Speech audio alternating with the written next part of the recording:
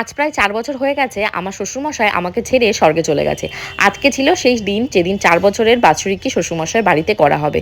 But আজকে আমি যে শাড়ি পরেছি সেই শাড়ি পরা নিয়ে অনেকে অনেক রকমের কমেন্ট আমাকে করেছে। তাই আজকে ভাবলাম তোমাদের সাথে শেয়ার করব কেন আমি এরকম একটা শাড়ি পরতে বাধ্য হয়েছিলাম শ্বশুরমশাইয়ের শ্রাদ্ধের দিন। প্রভুরা এখন চলে এসছে, প্রভুরা নিচে গিয়ে এখন কীর্তন করবে, তার আগে এখানে প্র্যাকটিস চলছে। আর সেই সুযোগে আমি এখন শাড়ি বাছাই করছি। বাট আমি আজকে যে শাড়িটা পরবো বলে ডিসিশন নিয়েছিলাম সেই শাড়িটা এখনও রেডি হয়ে টেলার থেকে আসেনি। তাই বাধ্য হয়ে আমার আগে পূজার বিয়েতে পরবো বলে যে শাড়ি ছিল সেই শাড়ি থেকে একটা শাড়ি বেছে নিতে হয়েছে। দেখতে পাচ্ছ সেই শাড়িটারই একদম বেছে নিয়ে আমি এখন রেডি হওয়ার জন্য দাঁড়িয়ে পড়েছি।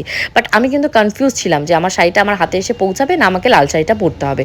প্রভুরাও আগের ব্লগে বললাম তাড়াহুড়ো করে চলে এসছে, তার জন্য প্রভুদের সামনে অ্যাটলিস্ট যে দাঁড়ানোর মতন লাল শাড়িটাই আমার হাতে ছিল। তাই ওইটা পরেই আমি চলে গেছিলাম, ভেবেছিলাম শুভ অনুষ্ঠানে লাল পরবো, কিন্তু লাল শাড়ি পরতে গিয়ে এত রকমের বাজে কমেন্ট যে আমাকে শুনতে হবে ভাবতে পারিনি। কাকি তুমি এখনো রেডি হওনি? আরে রেডি কি হব, আমি তো শাড়ি নিয়ে কনফিউজ হয়ে গেছি।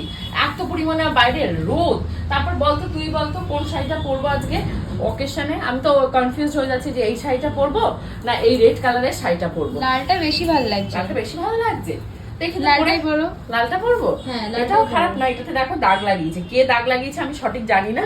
এইমাত্র আমার শাড়িটা এসছে মানে পার্লার থেকে, মানে শাড়ির টেলার থেকে তো যাই না দাগটা কার কাছ থেকে লেগেছে তাড়াহুড়ো করে কিছুর একটা দাগ তো লেগেছে, খড়মড়ে দাগ। ইস, এটা আমার দেওরের দেয়া এত ভালো একটা ভালোবাসার শাড়ি দাগ লাগিয়ে দিয়েছে। তো ব্লাউজটা এইমাত্র রেডি হয়ে এসছে।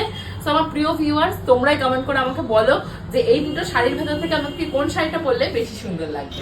বুঝতে পারছো তাহলে যে কোন পজিশনে দাঁড়িয়ে আমি ওই শাড়িটাকে পরেছিলাম। যখন আমি ব্লাউজটা সিলেক্ট করেছিলাম অত খেয়াল করতে পারিনি, আর আমি ভীষণ আনকমফোর্টেবলও ছিলাম, এটা পরে আমি নিচেও যেতাম না। বাট ওই যে বললাম না, গৃহস্থের বাড়িতে আমি এটাতে হাত দিয়েছি, ওটাতে হাত দিয়েছি, ইভেন ফ্রিজেও হাত দিয়েছি যেখানে মাছ মাংস রয়েছে। তাই ভেবেছিলাম লিটিল গোল্ডের মানে খিচুড়ি খাবারটা তো রান্না করতে হবে, ওটা রান্না করে এই রেড কালার শাড়িটাকে খুলে ফেলবো এবং গ্রিন কালার শাড়িটা পরবো। বাই দ্য ওয়ে তোমাদেরকে বলে রাখি এই গ্রিন কালার শাড়িটা কিন্তু আমি গিফটে পেয়েছি। এই সুন্দর শাড়িটা আমাকে গিফট দিয়েছে আমার দেওর। গোবিন্দ গেছিল বৃন্দাবনে, সুদূর বৃন্দাবন থেকে ও এই গ্রিন কালারের গোমাতার পিকচার দেয়া এই ফটোটাকে নিজে পছন্দ করে নিয়ে এসছে।